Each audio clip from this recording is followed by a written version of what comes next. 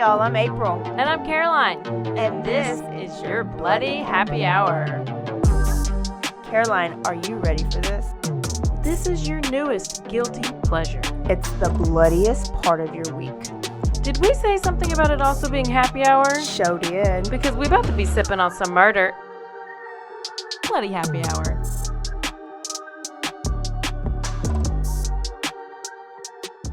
Hey y'all, it's Thursday. This is April and we drinking. This is your girl, Caroline. Caroline? I think I hurt my neck saying that. I don't know what I said. Did you say it on accident or purpose? I never know. Sometimes I feel like I just had a stroke when I talk. Listen to this text message I got today. Dude, y'all's podcast is so fucking funny. I literally live for Thursdays. Good job. Y'all are so funny together. Best idea ever. I'm so happy y'all did this. I've given reviews and I try to interact with the SM. I don't know what SM. Y'all are going to be the next crime junkie. Oh, I wish. We're a little different from Crime Junkie, but... Maybe she meant like on that level. Yes. I was like, okay, boo, I'm going to need you to come to the live show, the next live show we do, and tell all your friends. So that was fun. That was from Casey, by the way. A different Casey Turner. Oh, yeah. Hippodrome. Yep. She might not want you to say the whole name. Well, too late. What if she's wanted and now they're going to be able to find her? I didn't give her a location, so she's safe. Okay. Yeah. So we also got a new review. This is not a 1-star review is how it's titled. Wow. Yes. Look at us. And it says, you ladies are freaking hilarious. Literally my new favorite podcast. I listen to y'all all day. I will be very sad when I finally catch up. So she's girl, like don't binging be sad. it. Don't be sad. Binging. Can I give y'all 10 stars? And she literally did. She put 10 stars on the review. 10 big yellow stars. Oh my god. This is Yuri GTZ. Thanks, Yuri. I love April and Caroline. I look forward to Thursdays because of this podcast. They make you feel like you're there in the conversation. I even catch myself laughing out loud sometimes. They add in the perfect amount of comedy while telling a story so it isn't so dark. I love this podcast. Yay. Who's that from? It says she also did a 10-star rating. What? Did I What's read the this name? What's her title? Ashley W. Ashley. Thank you, Ashley. Is that your friend? That is friend. Yes. So listen, I taught her in elementary. She was at the live show, or I had her in elementary, and she's one of the best real estate agents in. Just why I'm homeless right now, because she sold my house way too quickly. Did we read this one from May 25th? So only hire Ashley if you want to be homeless. Go ahead. If you want to. So yes. Love listening. Did we read this one? I don't know. So much fun is the subject. It's from Kristen. It's complicated. Kristen _ it's complicated. That's who it's from. Love listening to April and Carolyn in the car or doing yard work. Learn a lot and get some much needed laugh therapy. Thanks for being awesome. Yay. Oh my gosh. It's complicated. I can't believe we're that funny. That we had 3 extra reviews. I thought it was just me that thought that. But nope. Clearly. April, can I tell you about the latest update? Let's tell them what we're drinking first, because we always forget that. Yeah, we do. It's a very summery drink. This is usually my summer drink. So it is Bacardi coconuts with a little bit of pineapple juice. This is basically a breakfast drink. I feel like or a beach drink, or a pool drink. I feel like I'm at the pool, at the beach right pool. now. Yeah, it's very summery. So if you want a summer drink, then go ahead and mix that up, because it's very good. Yeah, it is very tasty and it's very refreshing. Mm-hmm. I feel refreshed at the moment. Do you feel like you're not sweating, even though we really are? Yeah, it actually has cooled me off. Okay. It's made my ears You're not as red. If you ever watch the podcast on the YouTubes, you know that my hands are typically red and so are my ears and sometimes my nose. So I put my glasses on to hide my red nose, and then my ears are typically pretty small. So they're cute if they're red. But then my hands, they're big and they don't look cute. So it's just because we have to turn the air off. But whatever, it's fine. Yeah, we'll be in a new place real soon. So we have a missing white woman. Here we go. M. WW. But it's not what everybody's thinking. Okay. She's missing because she's a fugitive. Ooh. Listen, this is a love triangle gone wrong. This story happened in May, which I was not aware of because I was obviously on jury duty for Johnny Depp Amber Heard trial. Speaking of that. Speaking of that, my prayer came true. April, go ahead. Let's go ahead and tell it. We got to go ahead and get it out the way. Well, and I haven't read anything about it, but what I've seen is that he's been offered a good amount of money. $301 million. To be Jack Sparrow again. April, I do have to tell you. I think I took it to the altar. Took it to altar prayer. I just have to tell you. What? He ain't gonna do it? Fake news. What? Fake news. Is it really? Yep. We'll see. No, it is 100% fake news. Did Johnny say it? He hasn't confirmed it. He hasn't said anything about it. It's fake news. So he's just not ready to announce it yet because he ain't signed on the line. Fake news. What? I know. I knew you would be excited, and I knew that I would have to burst your bubble. Podcast over. But you know what? I'm still hoping that he's going to be in Beetlejuice. Let's talk about this every week. Literally. We literally have. But let's continue it until it happens. Until whatever it happens. I am not going to talk about it. Okay. So Beetlejuice is a classic. Anyways, back to my missing white woman who's just a fugitive. This was all happening in May, or it became in the news in May, and that's why I missed it because I was on jury duty. Okay. Clearly. So there was a development in the case literally yesterday. And then my sister Catherine sent me something about it, and I was like, why don't I know about this? And then I did my research, and it was on Nancy Grace's episode, which I missed because I was in the trial. What's the case? Caitlin Armstrong. She is 34 years old. She's a realtor and a yoga instructor. Mm-hmm. She was accused of killing a cyclist, Mariah Wilson. Killed on May 11th. She flew from, because this was in Austin. Yeah. She flew from Austin to Houston to New York on May 13th. They had the same boyfriend or something, right? Mariah Wilson, she dated Caitlin's boyfriend, Colin Strickland. Okay. She dated that guy briefly like a year before. And that they were like broken up, but they had recently dated. Well, then the Mariah girl reconnected with Colin, the boyfriend, on May 11th while they're in Austin. They like went swimming, they went to dinner, and while like, cause I guess she had just come in town and they did all that while she came in town. Well, then Caitlin Armstrong arrived at the home that Mariah was staying at about a minute after Colin left the house.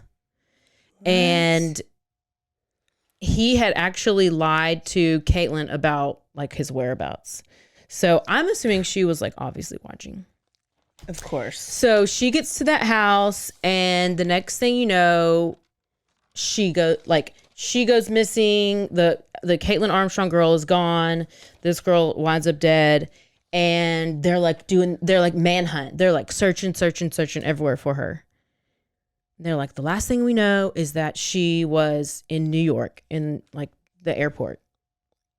Like, cause she had flown from Austin to Houston, then she flew from Houston to LaGuardia.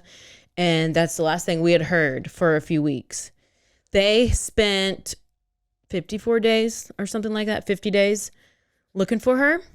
And guess what? They just captured her yesterday, and she's been arrested. Oh. She was staying in a hostel in Costa Rica. Oh. U.S. Marshals had been tracking her for 50 days. They are in the process of getting her back to the U.S. right now. They said U.S. Marshals, FBI, and local law enforcement all together determined that she had secured a fraudulent passport. So it was a real passport of somebody else, okay? And that's how they tracked her to San Juan, Costa Rica. Wow. She had cut her hair. She dyed her hair. She had a bandage over her nose. She said she was in like a surfboard accident or something, whatever. But she was in, you have to like let go of your everybody and like completely just be gone. And they said she had recently sold her Jeep at a CarMax, and so she had like $12,000. So, and then she was apparently going around in Costa Rica to like yoga studios that probably did like get a job. Oh, she was keeping her same schedule up, so they knew how to find her. Let's search the yoga studios. I mean, she tried. I mean, she's better than the prison guard lady that just went Vicky. to a hotel, a porn shop, and then she just wanted to get, Yeah, they just went to Illinois, so I'm gonna give it to this girl. She at least left the country. I mean, at least go to a country where you can't get extradited. And she even stayed in a hostel because you usually like pay like $10 a night or something cash just to stay. So she obviously was talking to people. She was trying a little bit. Well, in other news, the Gabby Petito Bryan Laundrie case is going to proceed. The judge has okayed it to proceed to go to the next level, which I guess we just wait and see if it goes to trial, but it's approved. This judge wants to be famous too, so he's like, hell yeah, this is going to go. Oh yeah. But I think if it does go, it's gonna it won't be for like a year. Yeah. But I'm here for it. I might be on the jury. Wow, that was a good news update. Yeah. And let's not forget R. Kelly. Oh. So put as my of baby today, in the closet. What's the song? What? Let's sing it again. Wanna pee on my mattress. What is it? I don't know. What's the song? R. Kelly's. I'm singing R. Kelly. I know, but I don't remember one about peeing on the mattress. You don't remember the song you're talking about peeing on people? Sprinkle me. No. Sprinkle Sprinkle me. I don't know. Sprinkle your pee on me. I don't know what you're talking about. Well, we can look that up. But R. Kelly got 30 years, and I have no idea. I never watched the series. I've never just looked into it. I just loved his music, and I just left it at that. With the little, okay. With a little bubbly grind. But there's no peeing in a closet. I'm gonna find the pee on the closet song. Okay, I'm sure she'll interrupt in the middle of the story because she found it. So be ready for that, y'all. Yep. But R. Kelly, tell us what y'all think about that. Well, what is it? What about it? He got 30 freaking years. But from what I do know is he was the abused that became the abuser, and he did to his victims what was done to him. But obviously the jury did not give a shit because he got 30 years. Oh. I'm sorry, R. Kelly. Do you think they're going to seize his music? I don't understand why, if this case happened so long ago, why did he just not get sentenced? I don't know, because also Ghislaine, whatever you want to call her, Maxwell, she got 20 years also. Good. But we're just waiting for the names. We're waiting for the names to be released of all the people who were involved. But this is what they're saying. This is what Bryan Enton was telling me. That some lady was talking to him and said that she's going to try to get to where she can go back to the UK and go and be in her like fancy jail up in there. But I don't know if they'll let her go. But they're like, why wouldn't she want to? Why wouldn't she release these names? Like, why wouldn't she just come out and tell these names? And he's like, because those are the people that are keeping her alive. Yes. She knows she'll probably die. Well,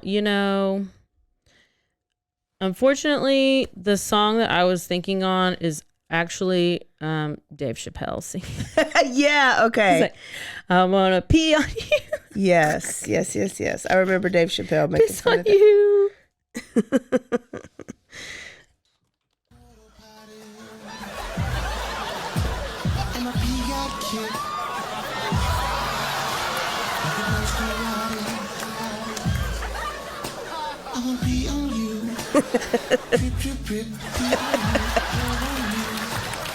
It's on you. You never feel quite the same.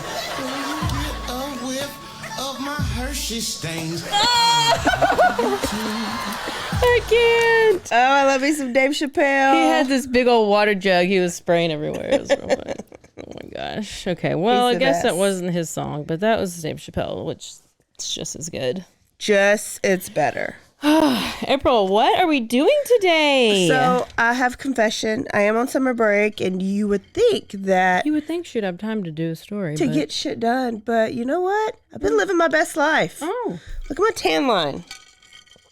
Oh, you about Was looking I like that me. white? Was I that white? You should before? see my butt. We should show everybody. You should. I've just been living my best life, and I've not had a computer open since the live show. Like since I had to write the story for this live show. Where have you been living your best life?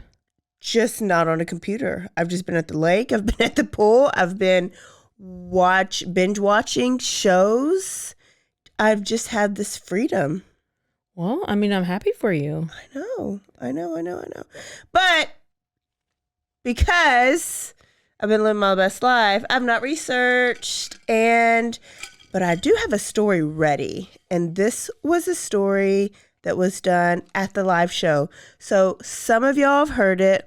Most of y'all have not. So I'm going to take you guys to Clifton, Texas. Here we go. This is a wrongfully convicted story. And I haven't even reviewed it, so hopefully I know what I'm talking about. I'm All sure right. you will. Let's go down the road to Clifton, Texas. If you're not from Waco or the area, it's probably about a 25-minute drive from Waco. This guy's name is Joe D. Bryan. In my opinion, this is a wrongfully convicted. If you look up some wrongfully convicted podcasts, his name, like his story is one that's on there, but there's still a lot of people that don't think that he is innocent, think he's guilty. So let's tell you the story. So Joe and Mickey Bryan, Mickey was his wife, and they lived in Clifton, Texas together, and they lived their best wonderful life. Wife and life. He was a high school principal at Clifton ISD, and she was actually a 4th grade teacher at Clifton ISD. And when you have little bitty schools, like everything's in one building. So pre-K, elementary, junior high, and high school all in one building, but you have multiple principals over the different grade levels. Oh, wow. So because Clifton's a small town, like everybody knows everybody. Yep. Everybody knows everybody's business. If you They're all sneeze, they know you family. sneezed. Yeah, most of them have probably like had sex with each other just Yep. because there's only so many people Yep. to have. So it's Clifton. That's what it's about. Our small towns. We went straight to the porn podcast. Yeah. We didn't even skip a beat. Yeah. Well, So how we do Clifton, small town, right? Yeah. Mickey was from Clifton, so she was born, raised, stayed there. And Joe is from E-Town, Elmont, right down the road from us. Where I'm residing right now, Elmont is real famous. Did you almost get burnt on fire last week? No. Oh, you didn't? Okay. No. That's good. No. Okay, well, there was a big fire, so. It was big. It was everywhere. It was like Belmead. It was. What wasn't close to you, though? No, it was like way on the other side. Oh, okay, good. So they began dating in their late 20s, but they knew each other their whole, like, since they were kids. And people would say that they were stuck at each other's hip. Like they didn't have kids. Mickey couldn't have kids. So like their kids at the school district were their kids. They took care of them like they were their kids. They would cook dinner every night together. So like they would both be in the kitchen cooking. Then after dinner, they would be seen walking holding hands and walking. They are in love. Like they were Wow. picture perfect is how people describe them. Toenails are the same color. So what happened? Oh, look. Oh my gosh, our toes almost match perfectly. Same color. Wow. Look at my nails. Your nails? No, almost. I am loving your round tip. Girl. Never go back. Never go back. Never go back. Okay. Side note. Sorry. So now we're in October of 1985 because Joe had to leave for his principal's conference in Austin, Texas. This is something that principals have to go to every year. And Mickey wasn't a principal, so she stayed at home and she had to go to work. So Joe left, was in Austin. Mickey, the next morning, didn't show up to work. So her principal and her teachers were like, this is not like Mickey. She's usually here. By 7-ish in the morning, her classroom door was still like closed and locked.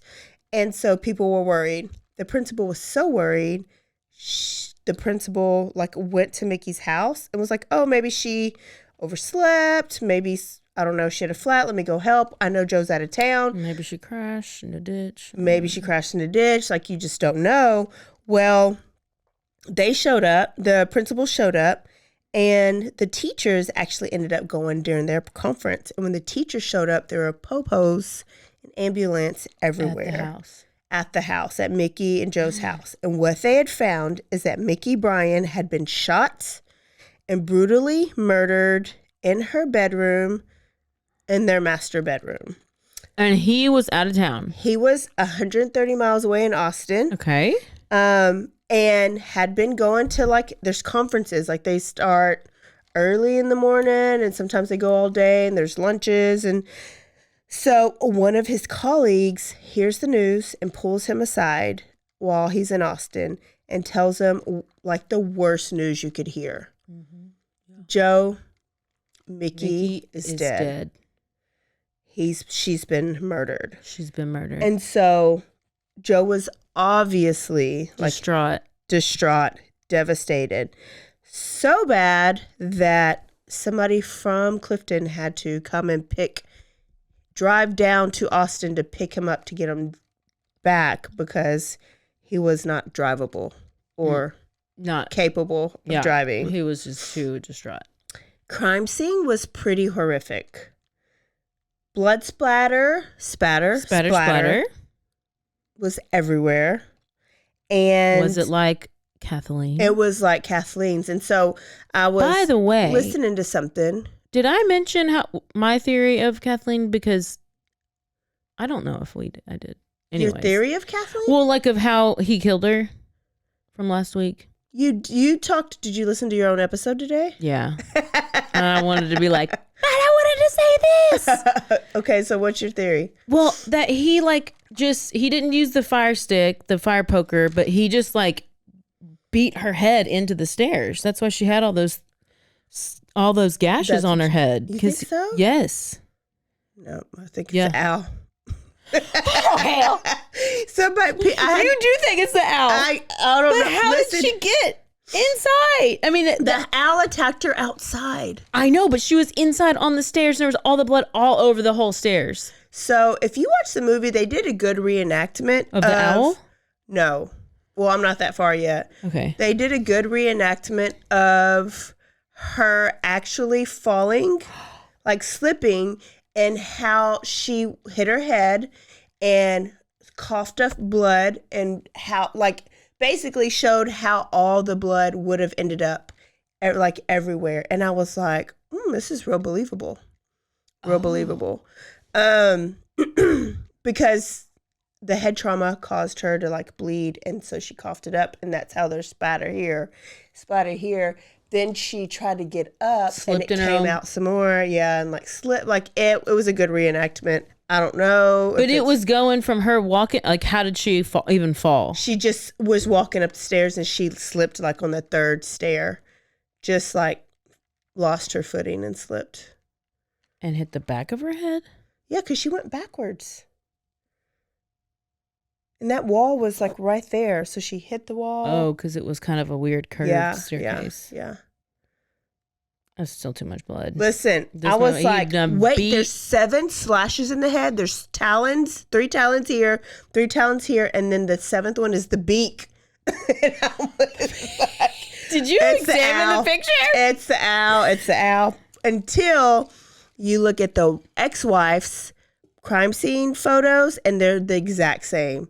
So you couldn't have had an owl in England. And now a word from our sponsors.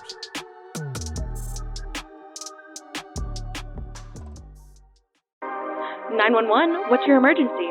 Do you hear that? It's coming from the house. It's coming from inside the house? Do you mean, could it be? The Poltergeist. New from Rogue Media. 2 haunted hotties talking about haunted places. Every episode we dive deep into the darkest places, and give you a bit of history. We're getting spooky in all the right places. You've gobbled your last ghoul. Follow along for the craziest and spookiest stories with Debbie's Dark Tourism. The Stanley Hotel, Winchester House, the Alamo, Hotel Monte Vista, and more spooky places. Find us at _Poltergals. POLTERGALS. Look over your shoulder. It's us, The Poltergals. Wherever you consume the podcast, you can find us there.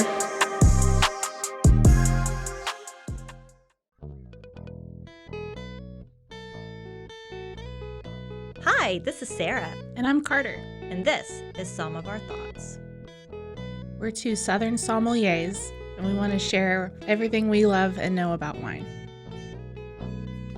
We started hanging out during quarantine and cooking and drinking and listening to music, and we just thought this would be a great way to bring everything we know to you guys. We will make wine knowledge and food pairings easy and approachable. So put on your favorite vinyl, grab your favorite glass of wine, tune into our show, and let's have some fun. Wine and vinyl. So check us out on roguemedianetwork.com or wherever you get your favorite podcast. We'll be talking about a lot.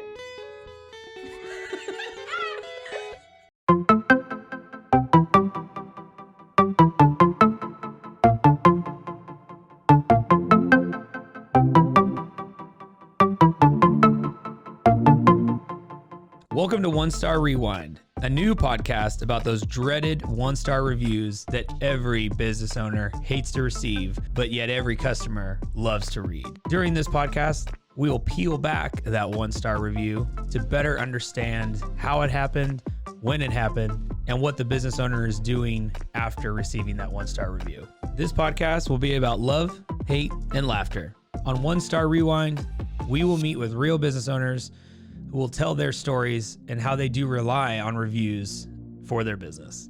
Follow us on Facebook, Instagram, or download us at roguemedianetwork.com. Please subscribe, but only rate and review for not a one-star review. Join us each time for a new review and a new story.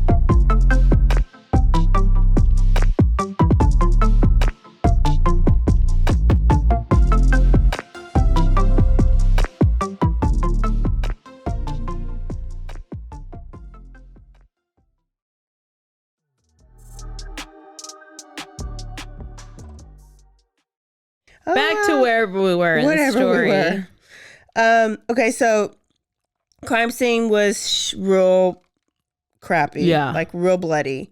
And then, of course, the news spread all over Clifton. And because it's a small town police department, they needed help because they weren't that experienced. Remember, a lady in our audience was from Clifton, and she was like, they're still not experienced. And so they called in the Texas Rangers to kind of come and help with this case. So what they had found is she was not raped, and there were no signs of forced entry. So when they had to get family permission to bust in. So it was actually her mom, Mickey's mom, that found her because they called the mom, was like, do you have a key? Do you have a key? The mom was like, do what you can to get in. So they had to force themselves in. Yeah. So no sign of forced entry. So they were like, could this be a burglary? Like, would the burglar have locked the door when they left? So, Wait, so how long had she been dead? so this was back then where they can't look at the body and know how many hours or whatever. That wasn't a part of it, I guess. Yeah. Or I guess, if you can tell the temperature of the body. Yeah.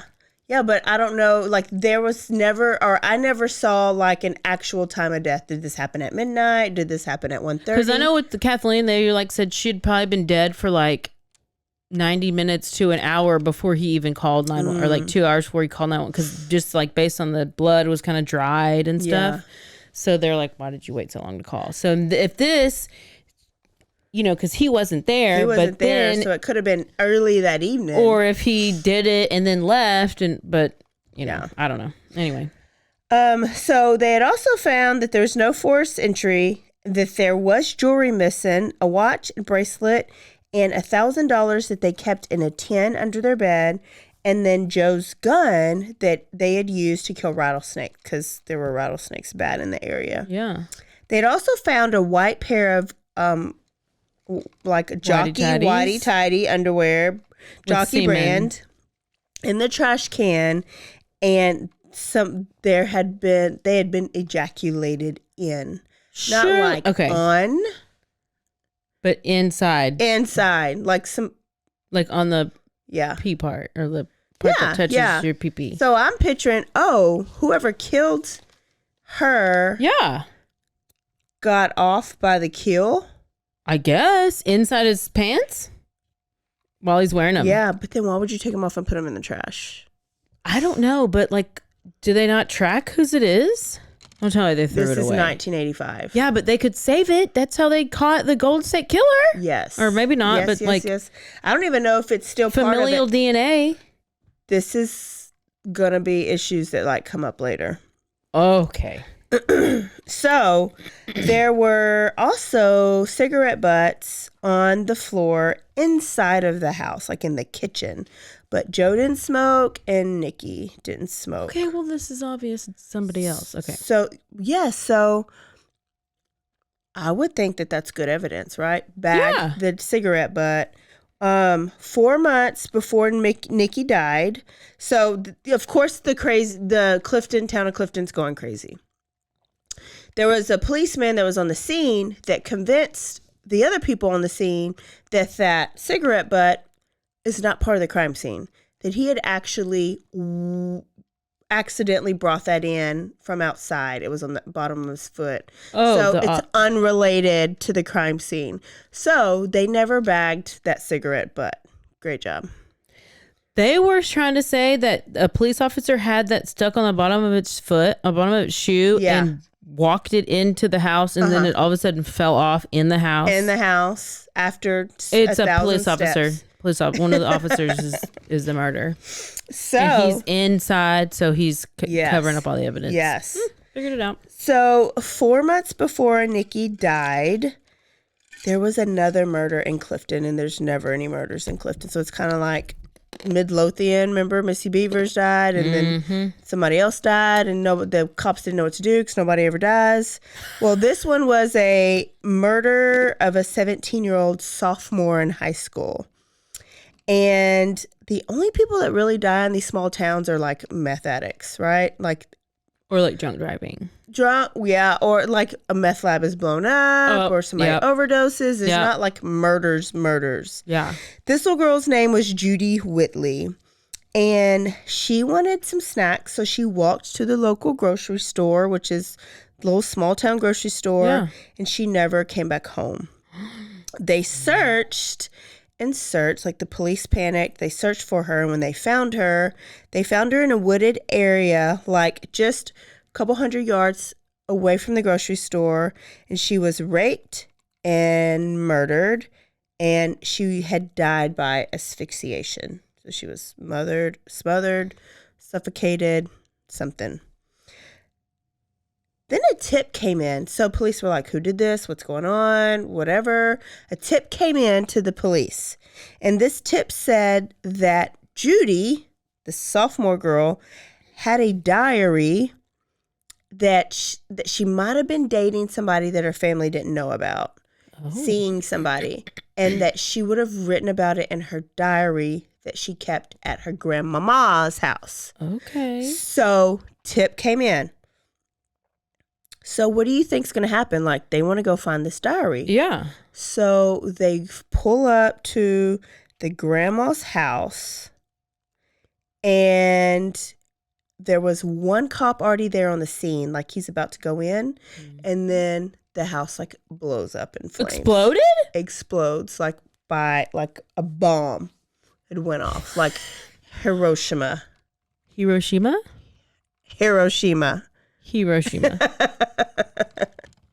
I'm the geography teacher. Obviously. So that's interesting. That's very sus. It's because that's the cop who was killing these people, and he blew up the house. And think about it. The only person who knows about this person called in the tip, Judy, and then the police. There was a crooked police cop. We got a crooked cop. And they're always a crooked cop. Mm-hmm. There was no arrests after this murder. And then... Well, how'd the house blow up? I don't know. They didn't do an investigation? Because all you got to do is call the fire people and they can be like, it was set on fire. It was explosive devices. Right. I mean, come on. But they still can't find anybody. Like, that's not going to point it to a certain person. So Judy Whitley's murder is... Was Grandma in the house? No, I don't think anybody was in the house because it didn't say anything about any casualties from this blow up. Okay. It was just so weird. Now Judy's murder is unsolved. And then 4 months later, Mickey dies. So the family's like, could this be related? Is this unrelated? Oh, they yeah, die in totally different ways, right? Yeah, Judy was raped and asphyxiated, and Mickey was shot. Just shot, not raped. Where was she shot? In her body? I don't know what part of her body. Because why was it so bloody? Maybe her head and it exploded like the other lady you did from Houston? Barbie, Belinda. Or Barbie. Her memory is so great. Hey, listen, at least I got the facts. Ginkgo biloba I did did take those. Not today, though. I've been taking them recent. So now we got 2 murders. I'm going to introduce a guy named Charlie Blue. Boue. Remember we had talked about this at the live show. Yeah. Charlie Blue is Mickey's brother, and he comes to town because he's got to bury his sister, right? There's a funeral. Yep. He lived in Florida. He was this big business guy in Florida, and he was supposedly this successful, powerful person.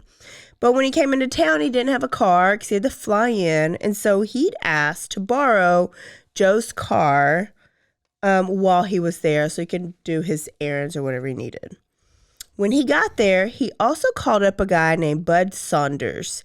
Bud, this is his former friend, or his friend, but Bud was also a former FBI agent. And he was like, Bud, oh buddy, oh pal, I need you to investigate my sister's murder. Mm-hmm. And so Bud was like, for sure, I'm coming to town, let's drink some beer, we're going to go back roading. So that's what they're doing. It's what you do in small towns, the best time of your life, right? Mm-hmm. And they're back roading, and they're riding around, and the story is that they had to take a leak. So Bud had to pee. So they pull over on the side of a country road, and Bud peed, and when he peed, he accidentally stepped in some mud. Oh. So, sure, Joe has a towel in his trunk.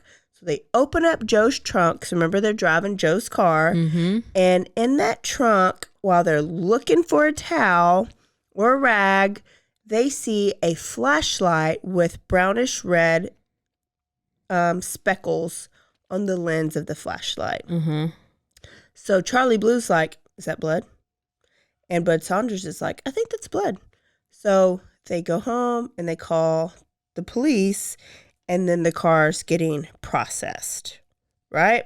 Okay. So the car got processed, they searched it, and they grabbed that flashlight, and they bagged it, and Charlie didn't say shit to Joe. He just drops the car off back at Joe's house and was like, peace, or wherever Joe was. Yeah. Gave it back to Joe and just said, peace out. So Charlie had the car for a total of 5 days. And during that 5 days is when the police found the flashlight. This flashlight with supposedly blood spatter on there. Joe got his car back, and Charlie's an asshole because there's no gas in it. Rude. So he's, real rude. So he's like, let me go get some gas. It's probably like 77 cents a gallon. Oh, for sure. But this is an old car to where you need to put some like fuel shit, like injector stuff in there before you put gas in it. Like it makes the gas go in there smoother. So it's basically like lube? Fuel lube. Wow. So he keeps the fuel lube in the trunk of the car. So Joe's going to the trunk of the car and he's getting this lube, and he's like, oh, there's the tin of money I need to tell the police that it wasn't under my bed. Remember, there was $1,000 $1,000 in their missing. tent, yeah. Yeah. He was like, I forgot. They had went to town a couple weeks before, and they took that cash because they went shopping, and they spent some of the cash. So there was only $850 left. And so he was like, oh, I need to remember to tell the popos. So he did. He was like, let me put in this lube, let me put in the gas, and let me go to the police. Yeah. So he does, and he tells them.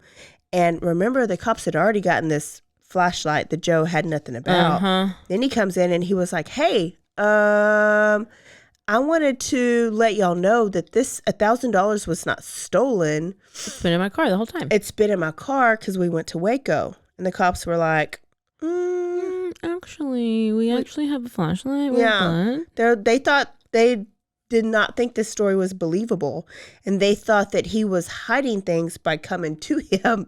It must have been opposite day. Yeah, it must have been. Because he was like coming forth, and they thought he was like being sneaky and hiding stuff. They thought, I don't know what they thought. Like, it just doesn't even make sense. So they think he's a liar. And so if Joe's lying about this, what else would he be lying about? Then the next day or so, the blood comes back, or they tested the flashlight blood, and it says that it is blood type O. Guess who has blood type O? Mickey. It's very common. Well, maybe the brother does too. Maybe the brother does too. Or the killer. Whoever.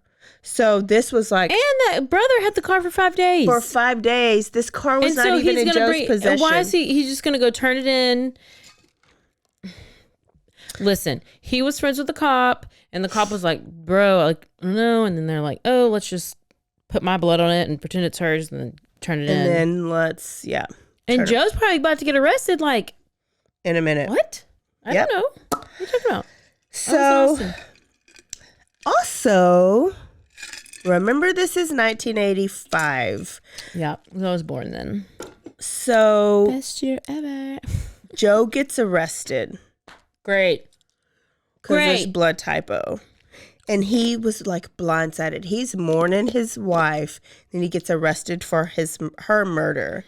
And the town was like, I can't believe Joe did it. Did he do it? I don't know. I can't believe it. There. And they were like, no way. He loved her. He loved her. She didn't do it. He did not kill her. And what's the... Okay. Until they find something else in this search. You're right. It's all coming back to me. They find a calendar. Of naked boy. It's a Chippendale calendar. Oh, Are they even naked in those? They just got on like ties and like... They're just showing their bulges. Chaps. Yeah, and their bulges. I don't know. It's not even... You could probably have a Chippendale calendar up on your classroom. Oh, at this point, absolutely. If you don't... It's not fair if you don't, actually. So you should probably all have one. You're going to get fired if you don't have Chippendales and rainbows. So... So when they saw this calendar, they was like, Joe must be a homo. This is now Homo Joe. Joe's a mo. Joe's a mo. Joe is a mo. And back then, it was illegal to be gay. I still don't understand that. It's illegal. It was like you could get fined and arrested. If you were like holding hands with you could. So if people were gay, they were not coming out of the closet back then because it was against the law. So that was their motive. They were like, oh, we done found our motive. He is a very successful, respected principal. His wife must have found out he likes guys, and she was going to out him. And if she outed him, it would ruin his life, reputation, and he'd get arrested. Well, this is the same as Michael Peterson. Motive. Yeah, it is. It is. I mean... He was sending emails and getting blowjobs from escorts. Yeah. Yep.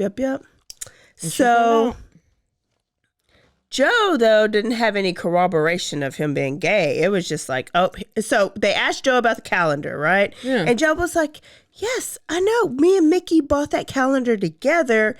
it was a gag gift for one of their friends who was about to turn 50. And so that's what you do. Like when somebody turns 50, or back then is like you do gag gifts, like over the heel type gifts, funny gifts. They bought it as a joke. They didn't believe him.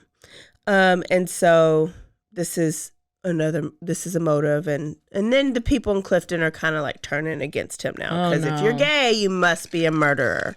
Right? I mean, that's obviously how they think. So, but let's talk about like if he was in Austin. Okay. So if he could have killed her, he would have had to drive from Austin. So 130, this is like a 2-hour drive. Like for us, it's an hour and a half. It'd be like an extra 30 minutes. There was like basically a monsoon. It was Hurricane Katrina in the area at that time. And so the rain was horrible from Austin to Clifton. So then you got to add that to the drive. So that makes the drive even longer. 2, the rain was had this also like horrible fog. So then it made it harder to see. And then Joe had an eye macular degeneration. Eye issue to where not macular degeneration to where he don't tell me we got macular degeneration. It's exactly what he had. So how could he have I struggle driven? with the same issue. Listen, I got it right now because I think my contacts are on backwards or inside out or the wrong eye because you're on like summer and you're living your best life. I don't even know which eye is right and which one's not. No. So the trip would have taken him like a minimum 5 hours to get down there to get back. Yeah. But he was at his class conference like the next day, and it would have just been impossible for him to do that. He never drove at night. He had macular Barely degeneration. drove because he had macular degeneration. Yeah. Let's say that 4 more times. Okay, I will. So there's his documented vision problem. Like it's not just like him saying, "Hey, I got MD." Yeah. It's like documented. Like the ophthalmologist Literally, confirmed it. Macular degeneration. So then, when shit hits the fan, who starts talking? Word gets around to the barflies in the Baptist. My mama's phone starts ringing off the hook. Everybody's talking, and they're like, if Joe killed Mickey, then Joe obviously killed Judy. Oh, hell. And they have a link because Judy was a high school student and Joe was a high school principal. Oh, my gosh. And then did he blow up Grandma's house, too? And wow, he must have blew up you're Grandmama's house because maybe Judy had something in there that would out Joe. So it's just, can you imagine how small town is talking? I actually can. While in jail, this is a little weird to me. Joe's trying to figure out, he's like, who could have done this? Who could have gotten inside of my house? Because remember, the door was locked. Who could have done this? Because he's like, it wasn't me. So he's trying to sit here and like try to make sense of this. And he remembers he stayed at the Hyatt in Austin. And he says he remembers that one of the nights he comes back to his room and there's this Hyatt worker in his blazer and his got his name tag that says Jack Shaw. And Jack Shaw was like, "Hey, Joe, we're having some issues with people stealing, like our maids stealing. Would you mind leaving your wallet and your keys out on the dresser? Because we think we've narrowed it down. So if anything goes missing, then we know who it is. Okay. But we can guarantee that, you'll get your stuff back." And so Joe was like, "Sure, I'll leave my wallet and my keys out when I go to my conferences or go to sleep or wherever it was." Well, he was like, could this Jack Shaw have made a copy of my key? Like, is that the key to my car, the key to my house? And is that how they might have gotten into the house? Like, he was just wondering and wondering and wondering. Oh so he was like, let me call Hyatt. And he tells the police, call Hyatt. Well, you need to question Jack Shaw. And guess what? Jack Shaw's dead. Jack Shaw does not exist. There's no worker at the Hyatt named Jack Shaw. What? There was no... I don't remember this from my life. No anything about maids stealing from so this story was either made up by somebody else to get him to leave his stuff, or Joe made the story up. This is like the part of the story where I was like, where did this come from? Yeah, that's why would you make this up? I know. Like, this doesn't help you at all. So it had to happen. Like, that's not a lie that I would make up to make people think that I'm innocent. I would have thought of something a little bit better, which makes me think it had to have happened. But who the fuck is Jack Shaw? Is Jack Shaw actually Bud Saunders, the FBI friend of Charlie Blue? I don't know. So, nobody, Jack Shaw didn't exist. And so he's in jail and it's time for the trial. And his lawyer was like, we probably need to go on and take this out of Clifton because they obviously... Mm-hmm. Everybody knows. It's going to turn against you and you might not want to be tried, but you might not want them to be your jury. Mm-hmm. And so Joe was just adamant. He was like, no, these are my people. These are my friends. They love me. They know me and Mickey more than anybody. Oh, no. I want my jury of peers to hear the story. And so he kept it there. And so his Clifton people were his jury people. Well, and they put him right in jail. The good thing is 36 people testified on his behalf. 36? Yes. There's only like 47 people in Clifton. so that's the whole town. Basically the whole town put on their Sunday's best and they testified for Joe and just about how much what him and Mickey's marriage was like. And then they had somebody else testify, and this was the cop guy, investigator that stepped on the cigarette. It wasn't him. It was another guy that went to basically Grand Canyon University and did an online blood spatter certification in 4 hours. Sorry, nothing against Grand Canyon University. But basically did commercials on it. No. Basically did a 20 or 30 hour course that made him a blood spatter expert. And so he is the one who testified on the blood spatter and said that that was blood on the flashlight, and that the killer who had the gun had the flashlight in one hand and the gun in the other hand and shot, and that's how the blood ended back on the flashlight. Wow, good job. Yeah. But this was this big ass gun that you needed 2 hands to even carry. Yeah, do we have the gun? Where's all that? I forgot. Yeah, they have it. It was missing actually. They never had the gun. But the bullet matched the gun that he had in his house to kill rattlesnakes. But it was missing, so they never had the gun. Oh, well. Also, why in the hell would Joe need a flashlight in his own house? It's his house. Couldn't tell you. I don't know. What? He wouldn't. All he's got to do is turn on light. He knows where to go. So if that is blood and somebody needed a flashlight, they obviously don't know how to maneuver around the house. Yeah. If that is the case. Crooked cop. Also, it came up in court that there was a $300,000 life insurance policy. There's always a life insurance policy. Always is. Out on Mickey, and that was Joe's motivation. Even though they didn't have any money problems. Yeah, they didn't have any money problems. But this was icing on the cake is that, she found out I'm gay. Let me go on and kill her and get this $300,000 policy. Jury came back and he is guilty. All the way guilty. And of course, Joe's let's file an appeal because this isn't right. I did not kill my wife. So they did. And he was like, that $300 life insurance that's not the truth. There was $300,000 together. So 150 and 150 and 150.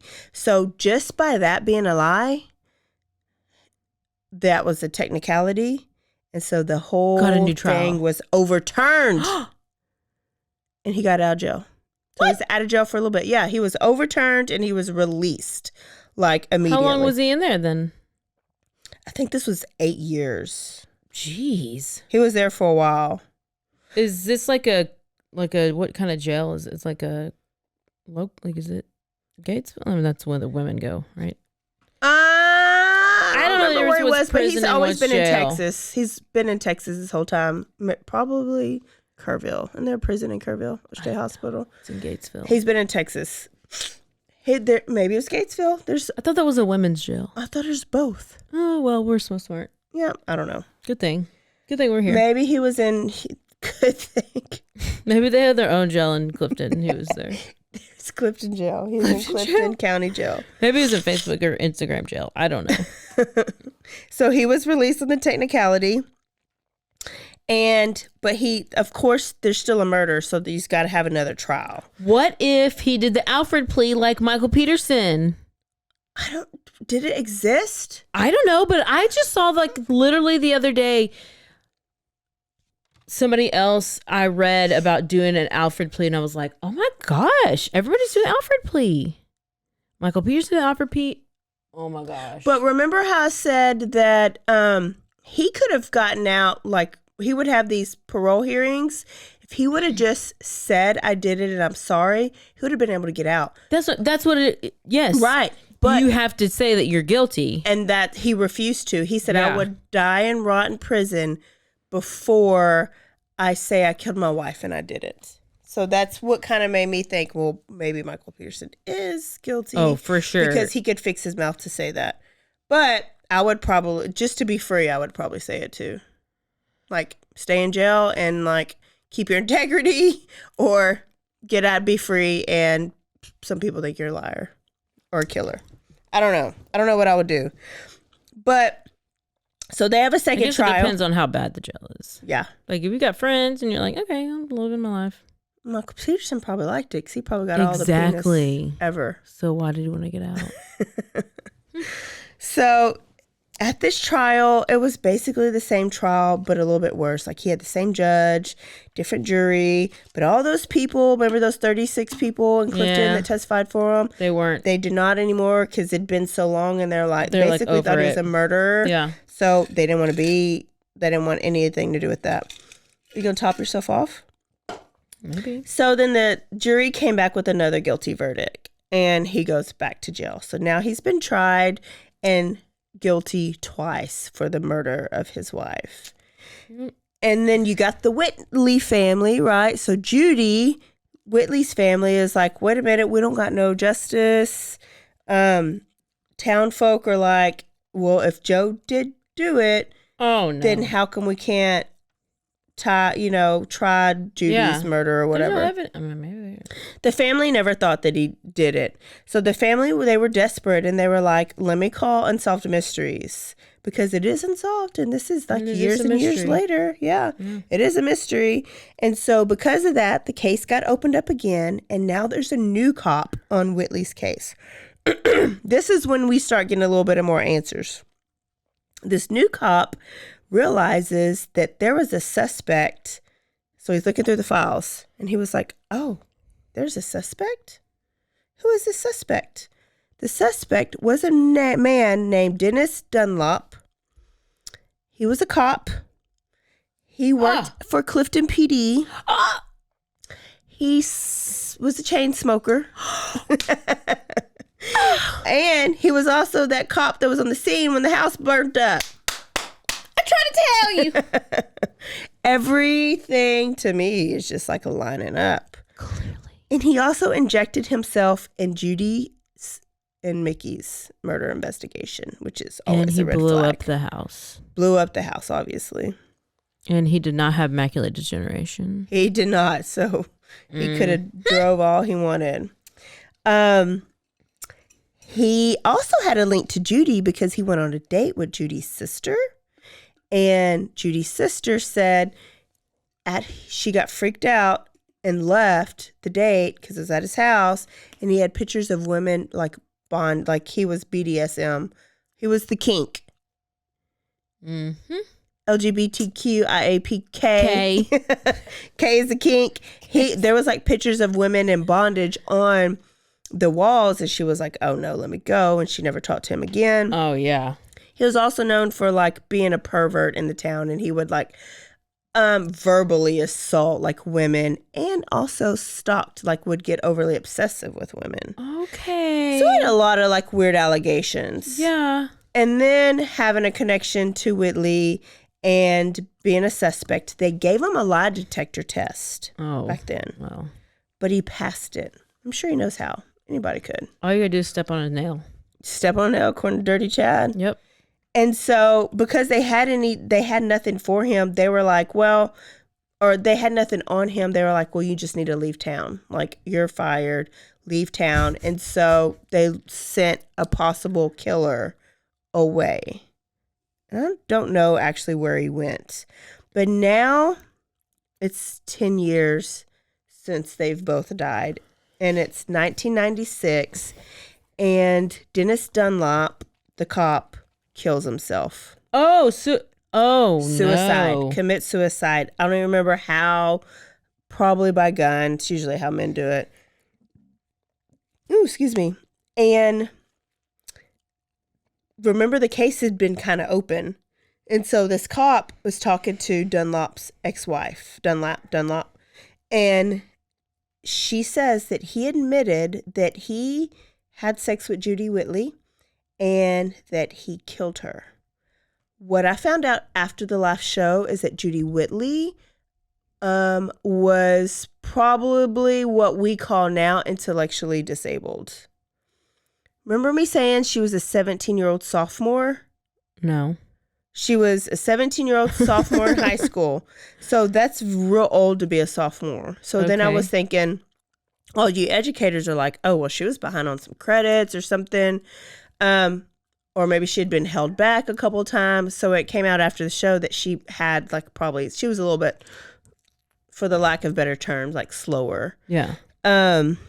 Maybe had some disabilities and so he admitted that he had sex with her and killed her. And he gave details that only the murderer would know. What? And then also admitted to his ex-wife and his friend that he was in a relationship with Mickey Bryan.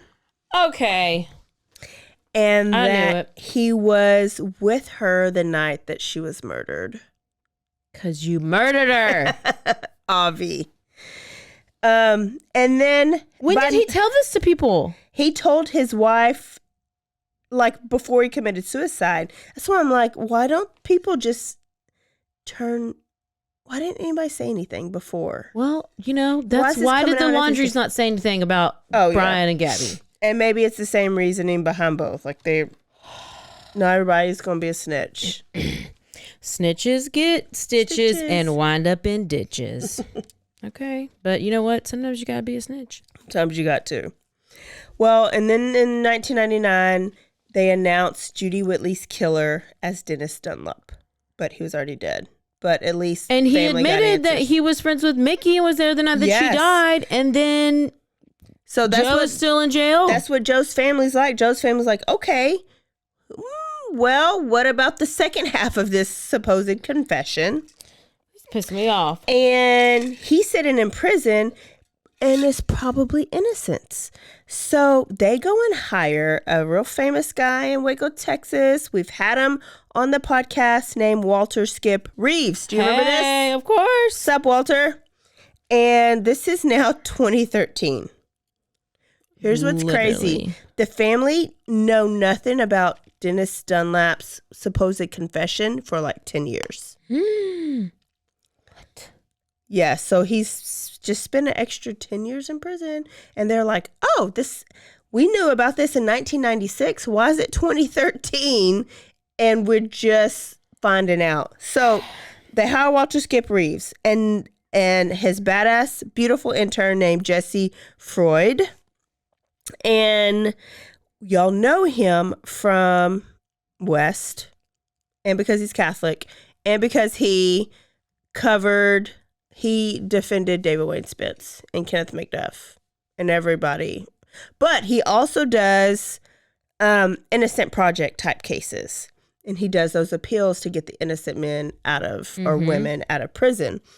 And so Reeves was like, okay, let's run a DNA on this supposed flashlight blood splatter, right? Duh. I would have been like, where's the underwears? Where's the cigarette butts? Where's all this thing? And I'd asked Walter Reeves when he came to my book club, I was like, where's the cigarette butt? And he was like, oh, that was never bagged. That was one of the police. Mm-hmm. And so, but I never asked about the underwear. I know. You would think that they would have that. Keep it, yeah. Unless that Dennis dirty, Dunlop got rid of it. So he was like, run a new DNA. And the DNA test came back, and it was not, one speckle was inconclusive, and the other one was not even blood. It was mud. There's no telling what it was. It was ketchup. It was ketchup. It was not even human blood. So Reeves and Freud are like, a judge needs to hear this. Let's go to the judge to see if they can get him out, get him a new trial or something. So they go to the judge and they're like, he was convicted on this blood, and it's not blood. And the person who said it was blood went to Grand Canyon University and got a blood splatter degree. It's not a real one. And that the science that we use is actually fake science, has been debunked since then. Yeah. And even the guy that did it wrote a letter and said, sorry, I did it wrong, screwed up. It was my very first one. So he graduated, and the next day he thought he was good enough to like put somebody in jail behind something he didn't know how to do. So all of that, and the judge should have been like, release him. 100%. But judge says, sorry, it's not enough. It's not enough. What else do you need? That also brought up Dennis Dunlap, and they were like, here's this video of Dennis' wife saying that he confessed to being with Mickey, and nope, not enough. And so he was like, it should have been vacated, but the judge ruled not enough evidence to overturn the conviction. And then so Joe actually came up for parole, and he was denied parole. Oh my gosh. Why did he hate him so much? Oh, it was the worst. But Joe made the best of his life in prison and kept it's faith. The only way he got through it was his faith. So while in prison, he played the piano for the prison church, and he tutored the inmates and helped them get their GED. So he's still being an educator. And he played church. He played at his church in Clifton. Very good at playing the piano. And so he was using his gifts even if it was in prison. He was denied parole 7 times the whole time he was in there. Oh my God. What was his original sentence? Like 30 years? Life. Oh. Life. Without, I guess it was with the possibility. With the possibility of parole. But he was never going to admit that he killed her because he didn't. So this story was on the Innocence Project. Remember I told you that? Mm-hmm. John Grisham, the author, came across this story, and he was like, are you kidding me? This is the 2000s. We should be doing better than this. And so he wrote a book called The Guardians. It's a great book. And inspired by Joe's story. It's a couple other like Innocent Project stories. But Joe Bryan's mentioned in the back of it. But Kim Kardashian didn't do anything with it. No. No, okay. She hadn't passed the bar yet. Okay. All right. Chicken.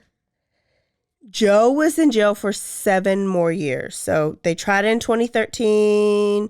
7 more years he was in jail. 2020 then. Yes. He had one more parole hearing. This time his parole hearing lawyers were like, you know what? Let's just give it all we got. And John Grisham even advocated for him. And they go to the parole board or judge or whatever it is. And they were like, you have an innocent man in jail. Here's the evidence. This judge was an idiot and did not. Oh, they got a new judge now? He was the judge that they tried to get it to overturn. Remember, said it's not enough evidence. So they were like, this judge is an idiot, but you guys, this parole board, y'all can do better. You can keep this innocent man in jail, or you can do the right thing, because you have the chance to do the right thing. So they presented all that new evidence, and after being in jail for guess how long? Like 50 years. Damn near. 35 years in March of 2020, he was granted parole in the middle of a pandemic. Like, we had literally just shut down. They were probably trying to release people anyway at that point. They were. Yeah. So we don't know, like, was he released for COVID, which they were doing? Was he released because he was old? He was like 80. No, he was 79 years old at the time. He had congestive heart failure. He was very unhealthy, but his spirit was still very bright. Well, good for you, because I would have been like, what a waste. I would have been like, just gone and keep me in here. Hell. I mean, I don't know. I don't know what I would do. If you watch, you can like look for videos of him being pros on the news, and it will bring you to tears, because his family, the Bryan family, and some of his friends and like his lawyers had balloons and a cake, and they just cheered for him. And he came out in such spirits, but he's aged. He went in like when he was in our age, and stayed in there till 79 years old. So he is now living in Elmont, right down the road, and he still plays the piano. Should we have him on the podcast? Let's get him on the podcast. He still has his faith. I'm gonna find him on Facebook. Let's find him. He still has his faith, and he got to celebrate his first birthday out of jail in 35 years. So they did it all for him, and he talks about that. If you go listen to the Wrongfully Convicted podcast. Know, like, where do you go? Like, you go to like somebody else's house? His brother and his wife had a house for him, or let them stay with his house. Especially if you don't have kids, like. You don't have kids. Your house that you and your wife bought was probably sold, and whoever got the money, hopefully somebody put some money on your books. But everything, his life was how he knew it, was gone, and he had to go live with his brother and his sister-in-law. Yeah, because where else would I mean...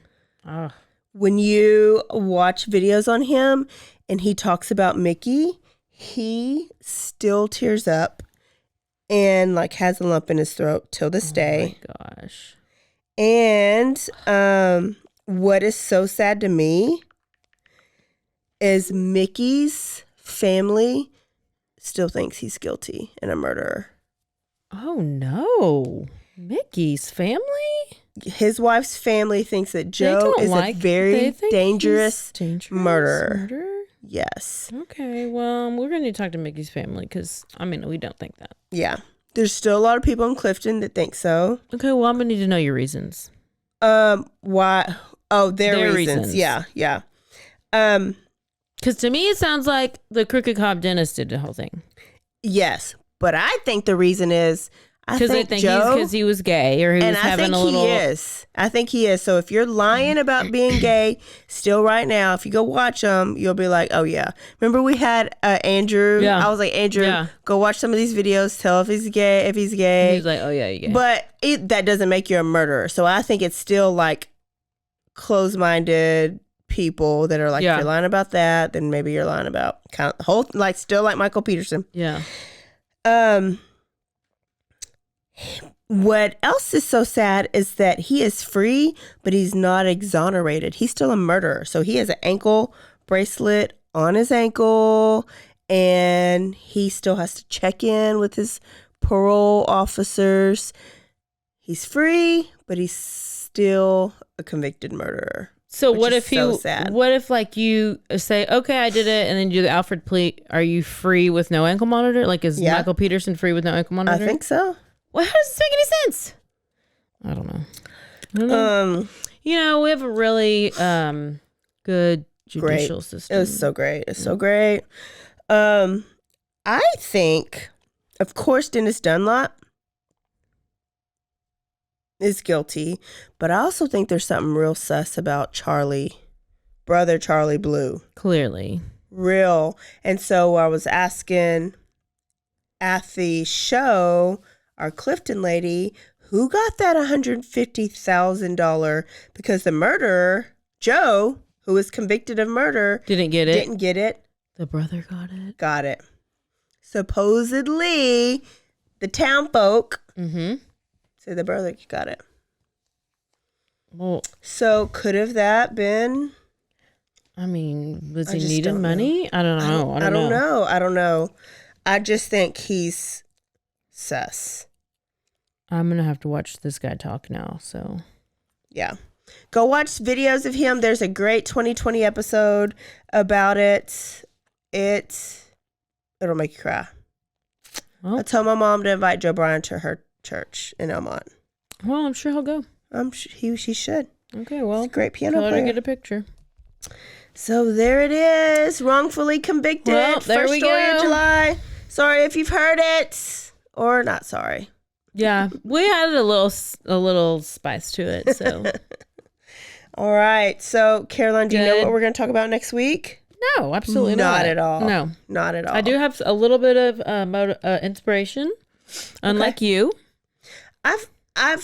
I know who I'm going to talk about. I just hadn't been inspired to open up my computer and type it up. But I have been listening to podcasts, but it's a great story. Okay, well. But I just can't make myself type. I've got some good ones that are just real random and like crazy. Good. So random month. This is exciting. Send us. And we may have a guest on suggestions. soon. Yeah. He's pretty famous too. Maybe. He's a pretty famous. And we may have another live show. I don't know. Coming up maybe. in August. Yeah. I don't Mike's know. trying to convince us to do another live show. And I'm not ready to commit yet. August So we'll see. August 27th. Yeah. Maybe. He says it. Write it down in Start pencil saving so your you pennies. can erase it. Start saving your pennies because we're charging for this one. This one ain't free, bitches. Yep. Nope. Trying to make some money so I can pay for this house. I don't know. Wait, I thought Dirty Chad bought you the house on his hell. VA Yeah. loan, even though he was barely in the military. Yeah, I wish. Another lie. He's retired, so, you know. So, y'all, this is it. We will see y'all in 7 whole days next Thursday. Don't forget to Stay aware. stay alive. And always be DTF. Bye, y'all. Bye. Go give us some reviews. We love reading them. Bye.